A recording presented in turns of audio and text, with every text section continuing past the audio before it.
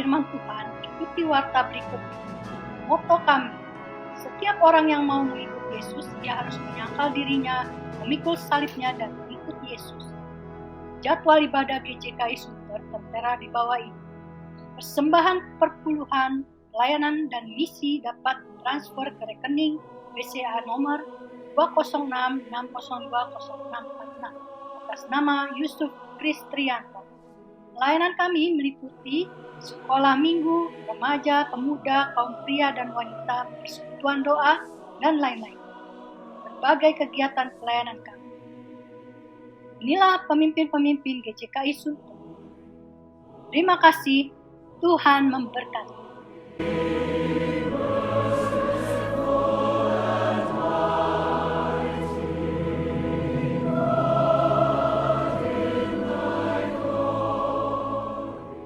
Shalom saudara kekasih di dalam Tuhan Yesus. Puji Tuhan, kita bertemu lagi di dalam ibadah online. Pagi ini, saya berharap Anda semua diberkati Tuhan dan menjadi garam dan terang dalam kehidupan. Hari ini siapkan hati kita untuk beribadah. Mari kita saat teduh.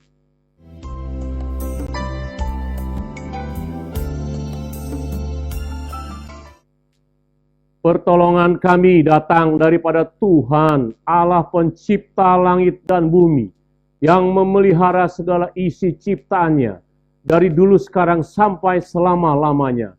Turunlah kiranya kasih karunia dari Allah Bapa, cinta kasih daripada Tuhan Yesus, di dalam persekutuan Roh Kudus memberkati ibadah ini, dari awal, pertengahan, hingga pada akhirnya. Haleluya, amin. Nah, saudara, mari kita nyanyikan pujian dan penyembahan kita kepada Tuhan. Shalom, selamat pagi Bapak, Ibu, dan saudara yang dikasihi Tuhan. Kembali kita datang pada minggu hari ini. Kita mau memuji, kita mau memuliakan nama Tuhan. Mari kita mempersiapkan hati kita. Kita mau memberikan yang terbaik untuk Tuhan. Haleluya. Mari kita satu di dalam doa. Bapa kami dalam surga, kami mengucap syukur, terima kasih Tuhan, karena kasih setia Tuhan yang begitu besar buat kami, sehingga kami boleh datang pada pagi hari ini untuk menghampiri tahta-Mu Tuhan. Terima kasih Tuhan, kami mau memuji, kami mau memuliakan nama Tuhan. Haleluya.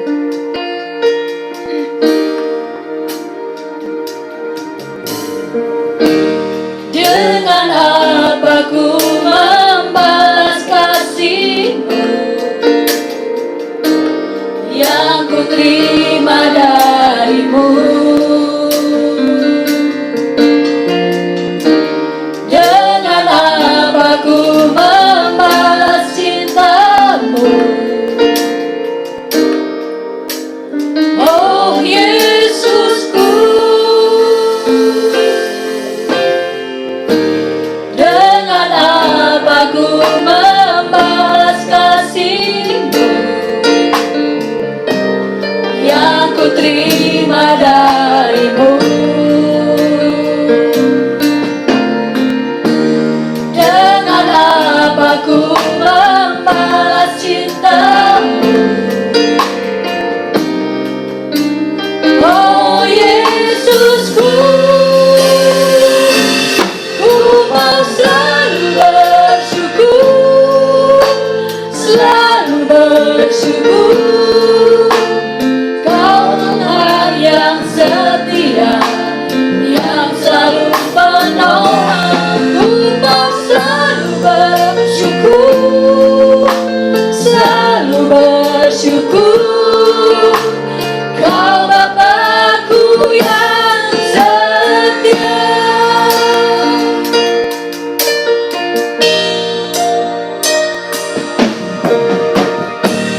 Dengan apa ku membalas kasih-Mu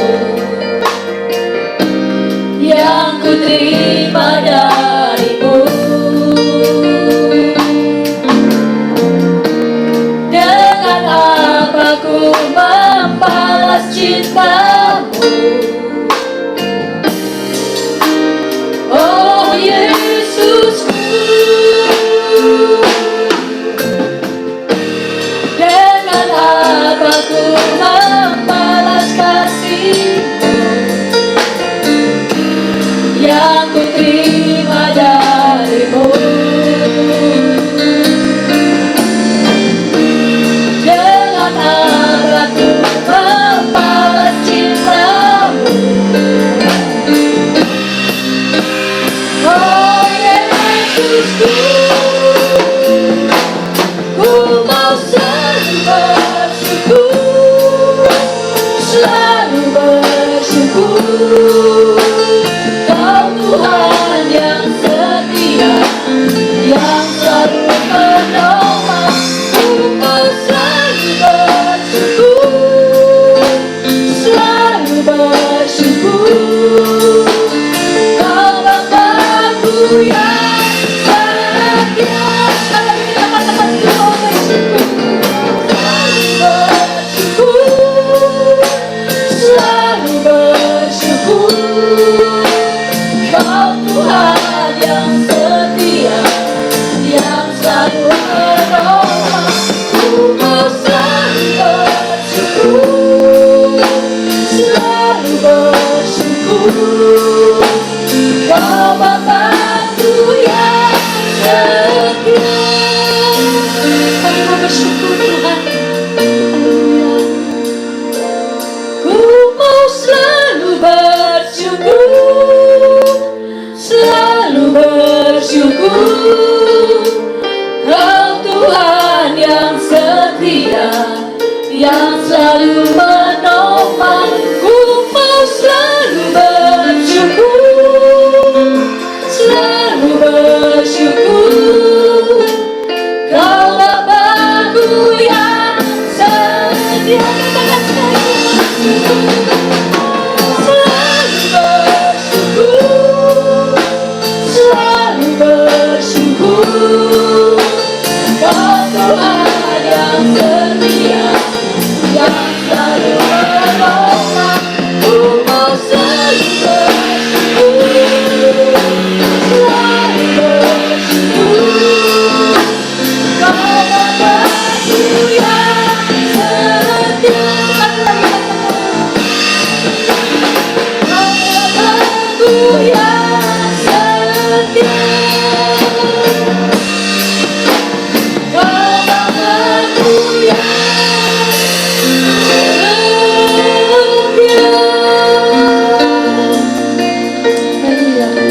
Terima kasih Tuhan, kami mau bersyukur senantiasa di dalam setiap kehidupan kami. Haleluya. Terima kasih Tuhan. Kasih-Mu begitu besar dalam hidup kami. Engkau senantiasa melindungi, menyertai kami dalam setiap musim hidup kami. Oleh karena itu Tuhan, dengan sepenuh hati kami mau memuji Engkau. Haleluya. Mari kita kecap dan kita lihatlah betapa baiknya Tuhan itu.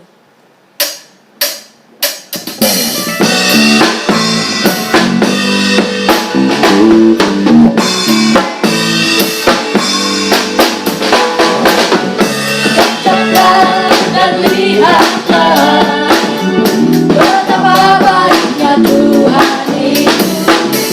Rasakan dan nikmati kasih setia Tuhan. Kecaplah dan lihatlah betapa baiknya Tuhan itu.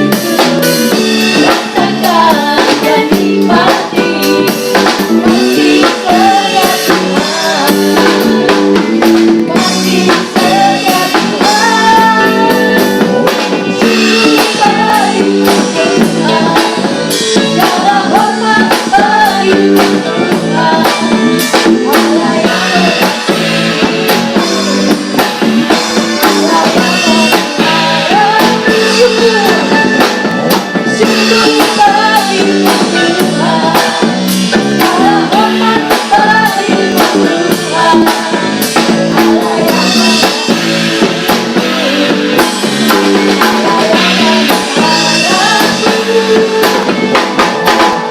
Lihatlah dan lihatlah betapa baiknya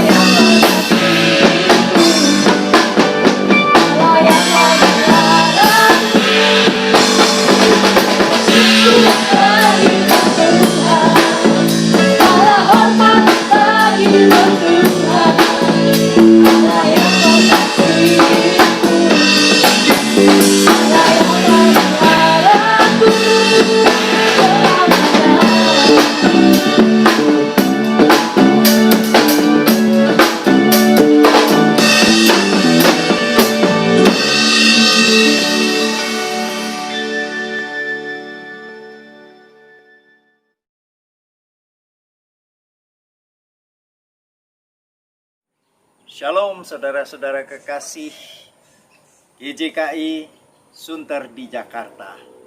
Selamat beribadah pada hari Minggu.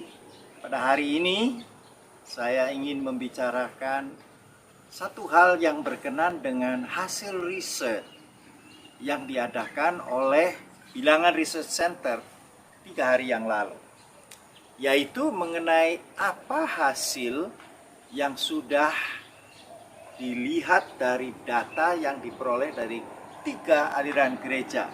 Gereja mainstream atau gereja kesukuan, gereja injili, dan gereja karismatik. Dan menarik sekali, seorang tokoh berkata, kalau dilihat pembicaraan mengenai 2 seminar ini, dia menarik kesimpulan bahwa harus ada tindakan dari apa yang ditemukan. Dan beliau berkata, untuk memajukan gereja di masa pandemi ini, sebaiknya action atau langkah-langkah itu berkisar di 3 daerah. Satu adalah bahwa ini era baru, era digital. Artinya semua berkenan dengan elektronik media. Yang kedua, beliau katakan bahwa di masa pandemik ini kita dirumahkan, jaga jarak, social distancing, dan lain-lain. Keluarga harus menjadi konsentrasi untuk memajukan gereja dan kerajaan Allah. Dan yang ketiga, beliau berkata bahwa harus fokus kepada generasi berikut, yaitu anak dan remaja. Nah, pagi hari ini saya ingin mengajak saudara melihat anak dan remaja. Tuhan Yesus bersama murid-murid berkumpul. Kemudian mereka berkata, siapakah yang terbesar di kerajaan surga? Menarik pertanyaannya. Mereka ikut Yesus, pengikut yang setia, melihat semua, menanyakan, siapa sih yang terbesar? Maka Yesus menjawab hal yang menarik. Aku berkata kepadamu, sesungguhnya jika kamu tidak bertobat dan menjadi seperti anak kecil ini, kamu tidak akan masuk ke dalam kerajaan surga. Sedangkan barang siapa merendahkan diri dan menjadi seperti anak kecil ini, dialah yang terbesar dalam kerajaan surga.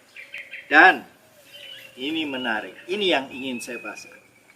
Dan barang siapa menyambut seorang anak seperti ini dalam namaku, dia menyambut aku. Saudara-saudaraku, beribadah tentu berpusat pada Yesus.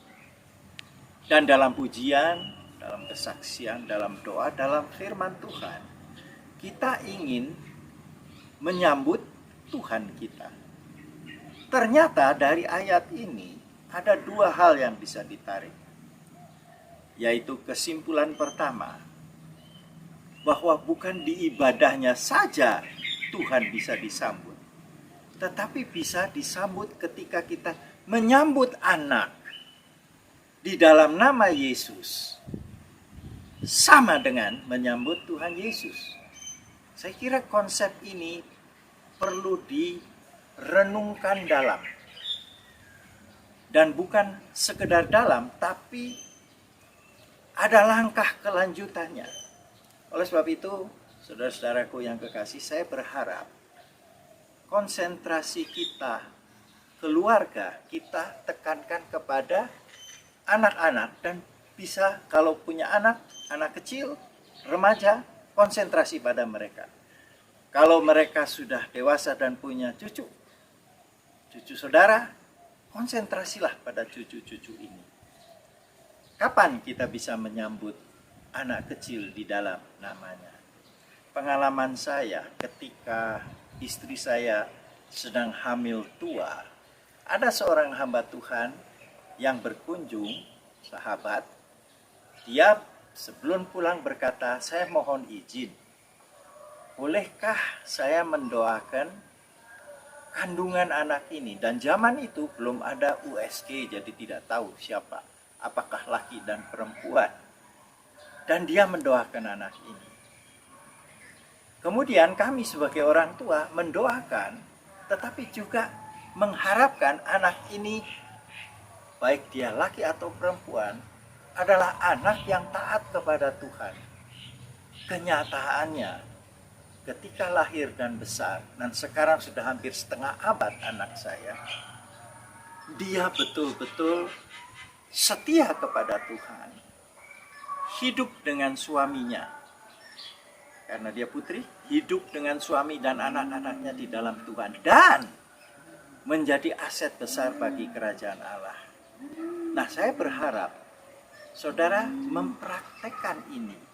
Ternyata menyambut dia di dalam anak-anak, anak sendiri, atau anak siapapun yang saudara layani, baik di keluarga, baik di gereja, saudara menyambut Tuhan Yesus. Hal yang kedua yang ingin saya sampaikan adalah ayat ke-6 bercerita mengenai penyesatan di dunia ini besar sekali. Tetapi Yesus katakan, barang siapa, ini ayat yang ke-6, menyesatkan seorang anak yang percaya kepadaku, maka lebih baik satu batu kilangan, seperti batu untuk menggiling tahu, kedelai menjadi tahu, dikalungkan di lehernya. Tentu saja dia bongkok, tidak bisa bergerak. Kemudian dilemparkan ke laut dan pasti mati, dan matinya mengerikan. Kalau Tuhan Yesus berkata ini di ayat ke-6 dari Matius 18, artinya serius sekali kalau kita tidak mengajarkan anak dalam hal-hal benar, terutama anak-anak yang percaya kepada Yesus. Oleh sebab itu, pendidikan, pengajaran tentang Yesus pada anak-anak itu sangat penting. Dan ini yang dia katakan, kalau saudara menyesatkan, saudara pantas dihukum mati. Ada seorang berkata begini, biarlah anak itu tumbuh sendiri, kita doakan nanti dia juga percaya pada Yesus. Itu bukan ajaran Tuhan, meskipun maksudnya barangkali memberi kebebasan untuk memilih. Dan ternyata Alkitab bilang, justru harus dituntun pada waktu bebas itu kepada Tuhan Yesus Kristus. Dan saudara-saudara, bukankah kitab Ulangan pasal 6 ayat 4 sampai dengan 9 itu menarik sekali, karena mengandung hukum pertama dan utama di dalam seluruh kitab Taurat, yaitu kasihilah Allah Tuhan dengan segenap hatimu, segenap jiwamu, dan segenap kekuatanmu. Ayat berikut berkata begini, hendaklah kamu memperhatikannya. Artinya, faham dan menjalankan sungguh-sungguh. Dan itu adalah kekuatan. Lalu dia katakan, hendaklah kamu mengajar ini berulang-ulang kepada anak-anakmu. Artinya, wahana untuk mendidik anak dalam Tuhan bukan di gereja saja. Tuhan utamakan bukan di rumah bait Allah, bukan di sinagoge rumah sembahyang, tetapi di keluarga. Dan itu tanggung jawab orang tua, bapak dan ibu, terutama bapak. Lalu dikatakan kapan pada waktu mau berjalan atau sedang berjalan, ketika mau berbaring, diceritakan kepada Tuhan, tentang Tuhan. Kemudian ketika sedang duduk, ketika sedang jalan, itulah waktunya. Kata lain adalah kapan saja, di mana saja, bersama anak, saudara bisa menyampaikan itu, yaitu bahwa Allah harus dikasihi. Allah yang maha kuasa, yang maha kasih itu perlu dikasihi dengan segenap totalitas kita sebagai orang dewasa. Itu akan menjadikan anaknya tidak tersesat. Itu menjadikan anaknya tidak celaka, masuk neraka. Itu menjanjikan saudara tidak masuk neraka. Dan bukankah di masa pandemik ini, waktu paling tepat adalah dirumahkan. Gunakan ini untuk menceritakan semua kebaikan Tuhan, maka ada jaminan. Yang ketiga, di ayat yang ke-10 Tuhan berkata begini, ingatlah, jangan menganggap rendah seorang dari anak kecil ini, karena aku berkata kepadamu, ada malaikat mereka di surga yang selalu memandang wajah Bapakku yang di surga. Karena anak manusia datang untuk menyelamatkan yang hilang. Nah, saudara-saudara, Tuhan karuniakan kita anak, cucu. Alangkah sedihnya kalau kita meremehkan atau merendahkan, kamu tidak tahu apa-apa.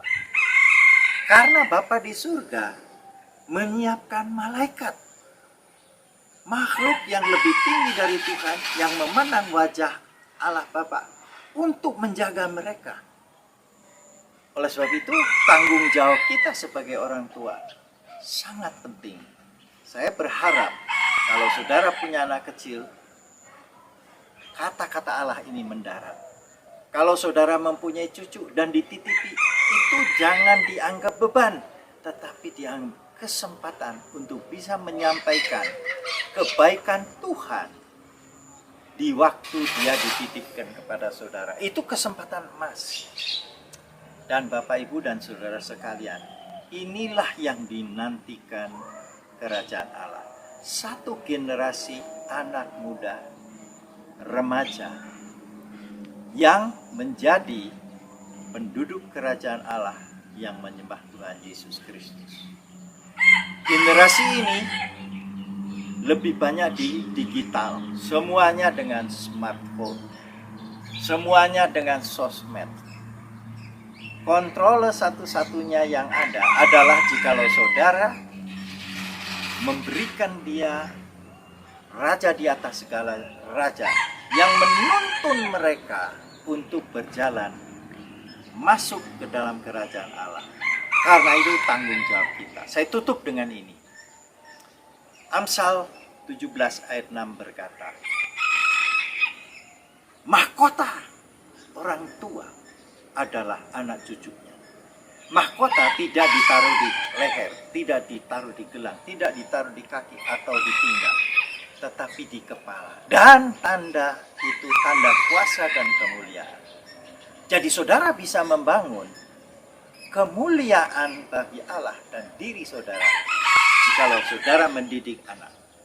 Disambung ayat itu berkata, dan kehormatan anak adalah nenek moyang mereka. Akhirnya kalau anak ditanya, kenapa engkau berhasil? Kenapa engkau bisa begini? Dia akan berkata, my hero, pahlawanku adalah orang tua. Bukankah itu satu kehormatan yang luar biasa?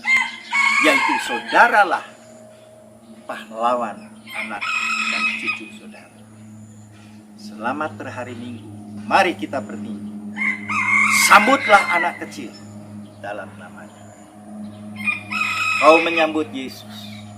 Ajarkan dia tentang Tuhan. Kapan saja. Dan lihat saudara membangun satu generasi luar biasa. Yang ketiga, Tuhan memberikan tanggung jawab. Anak, mantu, cucu buyut. Kalau saudara tanam di dalam mereka kerajaan Allah, invest Yesus Kristus, saudara merubah satu generasi. Shalom, Tuhan memberkati. Amin. Sambil tetap berdiri, mari kita ucapkan pengakuan iman rasuli kita. Sebagaimana gereja di segala abad dan tempat mengucapkan pengakuan iman rasuli yang berbunyi, aku percaya kepada Allah, Bapa yang Maha Kuasa, Khalik langit dan bumi, dan kepada Yesus Kristus, anaknya yang tunggal, Tuhan kita, yang dikandung daripada Roh Kudus, lahir dari anak darah Maria, yang menderita sengsara di bawah pemerintahan Pontius Pilatus, disalibkan, mati dan dikuburkan, turun ke dalam kerajaan maut, pada hari yang ketiga, bangkit pula dari antara orang mati, naik ke surga, duduk di sebelah kanan Allah Bapa yang Maha Kuasa. Dan dari sana ia akan datang untuk menghakimi orang yang hidup dan yang mati.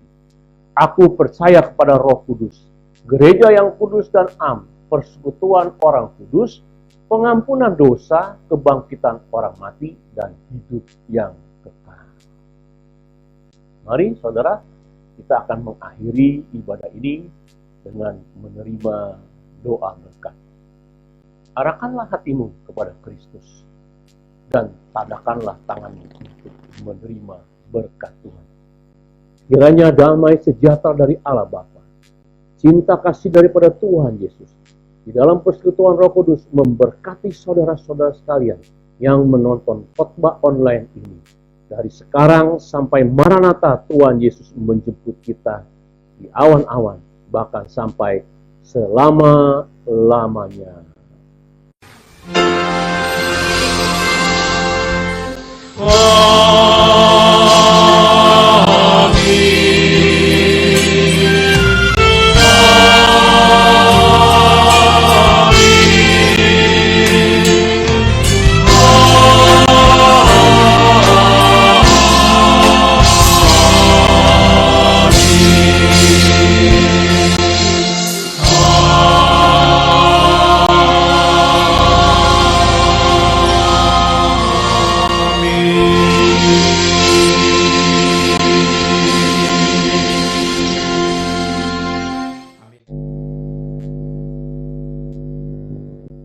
Terima kasih saudara sudah mengikuti ibadah hingga pada akhirnya. Pagi ini sebelum kita berpisah, kita akan berdoa syafaat. Berdoa syafaat dilakukan di rumah saudara masing-masing dalam kelompok saudara. Pokok-pokok doa syafaat, berdoa untuk bangsa dan negara, pemimpin kita Presiden Jokowi dan menteri-menterinya dalam memerintah dan membawa kita keluar dari krisis kesehatan atau pandemi COVID dan keluar dari krisis ekonomi. Karena saya mendengar ada banyak pengangguran terjadi, bukan hanya di Indonesia, bahkan di seluruh dunia ini. Sehingga Tuhan memberikan hikmat bagaimana menghadapinya.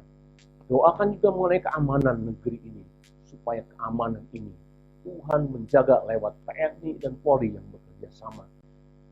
Sungguh-sungguh menjaga keamanan.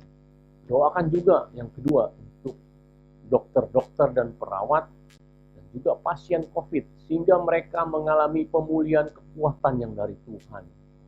Memang kita harus melewati pandemi COVID ini. Apalagi saudara berlaku di seluruh dunia. Tapi Tuhan memberikan kekuatan buat kita yang menjalaninya. Terus kita akan berdoa untuk GJKI Sunter, baik majelis, baik hamba Tuhan, baik jemaat-jemaat, supaya diberi kekuatan kecukupan dalam menghadapi tantangan ke depan ini. Kita doakan juga GJKI Agape, GJKI Nasional, supaya mereka dipakai Tuhan dengan luar biasa. Terakhir, saudara bisa saling mendoakan satu dengan yang lain, dan setelah itu kita akan sharing kelompok, supaya kita bisa sharing di dalam kelompok, saling terbuka, karena di dalam keterbukaan terdapat pemulihan. Dan setelah itu kita saling mendoakan. Terima kasih Tuhan memberkati. Shalom.